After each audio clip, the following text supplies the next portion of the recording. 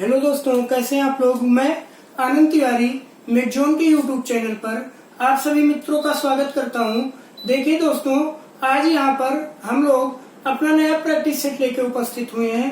तो देखते हैं आपका आज का पहला क्वेश्चन क्या है। आपको दिया है शब्द दैवज्ञ। पूछ रहा है दैवज्ञ का अर्थ है, पहला विकल्प है देवता, अगला विकल्प है ज्योतिषी, अगला विकल्प है किन्नर और चौथा विकल्प है गंधर्व। तो जो दैवज्ञ शब्द होता है इसका अर्थ क्या होता है, ज्योतिषी। विकल्प आपका कौन सा सही होगा, दूसरा वाला। अगला क्वेश्चन देखते हैं, कह रहा है निम्न में जातिवाचक संज्ञा बताइए। पहला विकल्प दिया है आम, अगला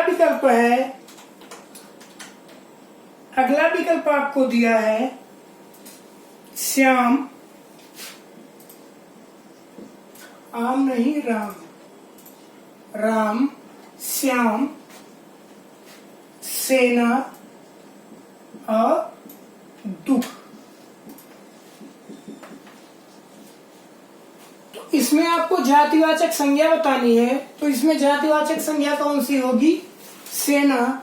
विकल्प कौन सा सही होगा, तीसरा वाला। अगला क्वेश्चन कह रहा है शब्द दिया है वाक्जाल। कह रहा है वाक्जाल का संधि विच्छेद होगा। पहला विकल्प है वाग्दन जाल, अगला विकल्प है वाक्धन जाल, अगला विकल्प है वाक्धन जाल और चौथा विकल्प है वागाधन जाल। तो वाक जाल का संधि विच्छेद क्या होगा, वाक्धन जाल। विकल्प कौन सा सही होगा, दूसरा वाला। देखते हैं अगला क्वेश्चन क्या है। अगला क्वेश्चन देखते हैं क्या है। अगला क्वेश्चन कह रहा है सोहन, वाक्य दिया है सोहन घर जाता है, सोहन घर जाता है। ये वाक्य आपका कैसा है, पहला विकल्प है सरल, अगला विकल्प है संयुक्त, अगला विकल्प है मिश्र और चौथा विकल्प है आपका इनमें से कोई नहीं। तो जो वाक्य है आपका सोहन घर जाता है, कैसा वाक्य है, सरल वाक्य। विकल्प आपका कौन सा सही होगा, पहला वाला। अगला क्वेश्चन कह रहा है नीचे कुछ वर्ण है, आपको बताना है उसमें से कौन सा स्वर नहीं है। पहला विकल्प है आ, अगला विकल्प है ए, अगला विकल्प है उ और चौथा विकल्प है बा। तो इसमें से कौन सा स्वर नहीं है, बा। विकल्प आपका कौन सा सही होगा, चौथा वाला। अगला क्वेश्चन कह रहा है कि हिंदी वर्णमाला में व्यंजनों की संख्या होती है। पहला विकल्प है 32, अगला विकल्प है 33, अगला विकल्प है 34 और चौथा विकल्प है 35। तो हिंदी वर्णमाला में व्यंजनों की संख्या आपकी कितनी होती है, कई बार पूछा गया है क्वेश्चन, 33। अगला क्वेश्चन कह रहा है शब्द दिया है आपको प्रतिदिन। पूछ रहा है प्रतिदिन में कौन सा समास होगा। पहला विकल्प है तत्पुरुष समास, दूसरा विकल्प है द्विगु समास, तीसरा विकल्प है कर्मधारय समास और चौथा विकल्प है अव्ययी भाव समास। तो समास आपको पढ़ाया बहुत ही अच्छे तरीके से, जाके देखिए लेक्चर वाली वीडियो। कौन सा समास होगा? अव्ययी भाव समास। अगला क्वेश्चन है, क्या कह रहा है? शब्द दिया है रसाल, कह रहा है रसाल का अर्थ होगा, पहला विकल्प है आग, अगला विकल्प है पक्षी, पक्षी, अगला विकल्प है केला और चौथा विकल्प है आपका चमक। तो रसाल का अर्थ क्या होता है? आग। क्या अर्थ होता है? आग। विकल्प आपका कौन सा सही हो जाएगा? विकल्प आपका सही होगा पहला वाला। बढ़ते हैं हम लोग अगले क्वेश्चन की ओर। क्या कह रहा है अगला क्वेश्चन? कह रहा है अनभिज्ञ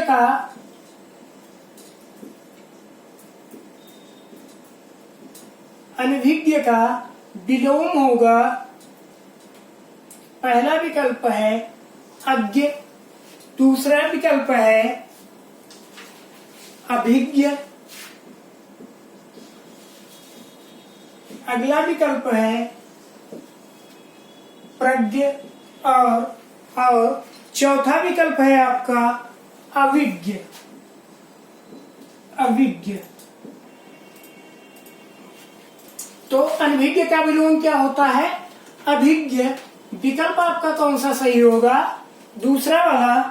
अगला क्वेश्चन कह रहा है निम्न में राजा का पर्यायवाची कौन सा नहीं है? पहला विकल्प दिया गया है, पहला विकल्प है भूप, अगला विकल्प है राव, अगला विकल्प है राघव और चौथा विकल्प है नृप। तो राजा का पर्यायवाची क्या होता है? भूप भी होता है, राव भी होता है, नृप भी होता है। कौन सा नहीं होता? राघव। विकल्प आपका कौन सा सही होगा? तीसरा वाला। देखते हैं हम लोग अगला क्वेश्चन।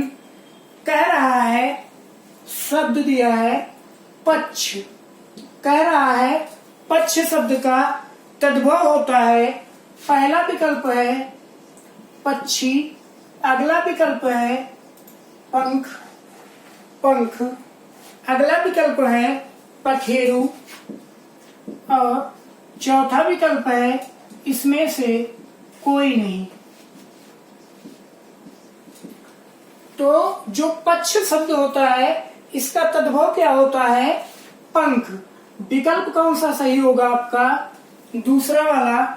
अगला क्वेश्चन कह रहा है निम्न में कौन सा शब्द देशज नहीं है? देशज नहीं है।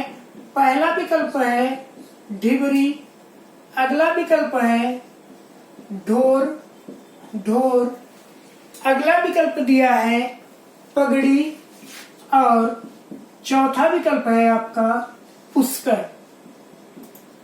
तो इसमें से कौन सा नहीं है? देशज शब्द पुष्कर। विकल्प कौन सा सही होगा? चौथा वाला। अगला क्वेश्चन देखते हैं। कह रहा है कि वर्तनी की दृष्टि से कौन सा वाक्य शब्द इसमें सही है? पहला है विकल्प अनुसांगिक, अगला विकल्प आपको दिया है आनुषंगिक,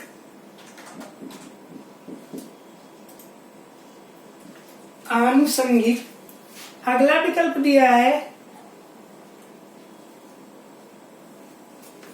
अनुसांगिक और चौथा विकल्प है अनुसंगिक। किसकी वर्तनी शुद्ध है? आनुसंगिक। विकल्प कौन सा सही होगा? दूसरा वाला। अगला क्वेश्चन क्या कह रहा है? निम्न में आपको विशेष से चुनना है। विशेष क्या है? पहला है विकल्प आपके पास अनुरागी, अगला विकल्प है अपमानित, अपमानित। अगला विकल्प है आनादूत और चौथा विकल्प है अग्नि। इसमें से आपको विशेष से बताना है, तो विशेष इसमें से कौन सा होगा? अग्नि। विकल्प कौन सा सही होगा? चौथा वाला। देखते हैं अगला क्वेश्चन। कह रहा है, शब्द दिया है आपको वीर, कह रहा है वीर की भाववाचक संज्ञा होगी।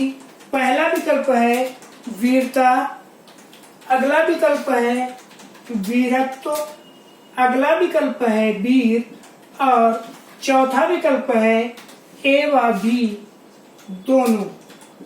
तो वीर की भाववाचक संज्ञा क्या होती है? वीरता भी होती है, वीरत्व भी होती है। विकल्प कौन सा सही होगा आपका? डी वाला, ए व बी दोनों। अगला क्वेश्चन कह रहा है, वाक्य दिया है आपको थोड़ा थोड़ा खाइए। इस वाक्य में क्रिया विशेषण है पहला थोड़ा थोड़ा, दूसरा खाइए, अगला विकल्प है थोड़ा और चौथा विकल्प है इसमें से कोई नहीं।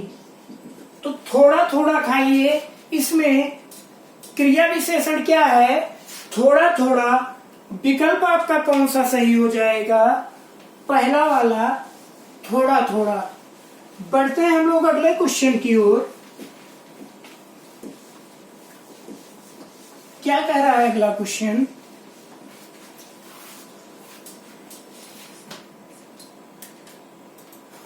वाक्य दिया है आपको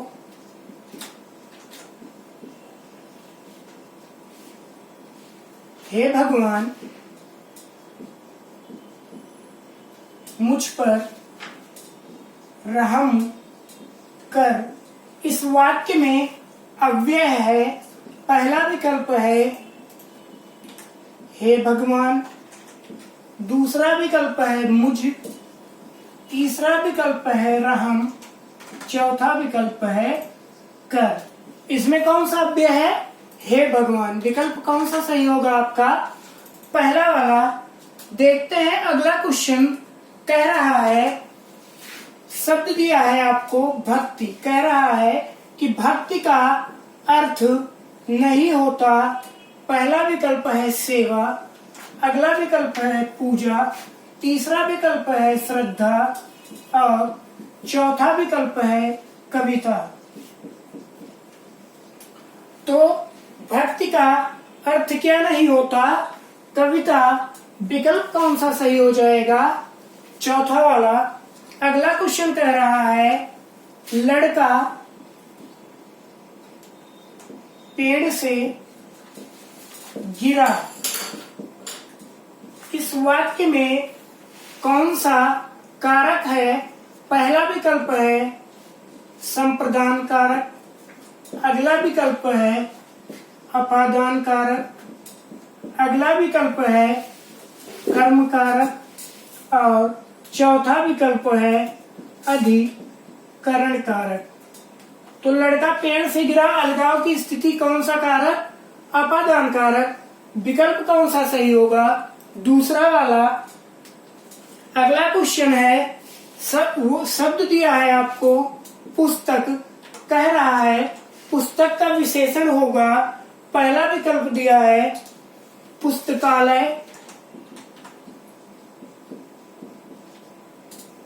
अगला विकल्प है पुस्तकीय, पुस्तकीय, अगला विकल्प है पुस्तकें और चौथा विकल्प है पुस्तकों। तो पुस्तक का विशेषण क्या होगा?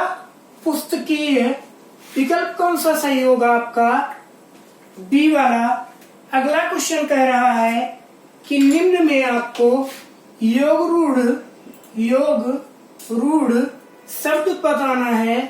पहला विकल्प है विशालकाय,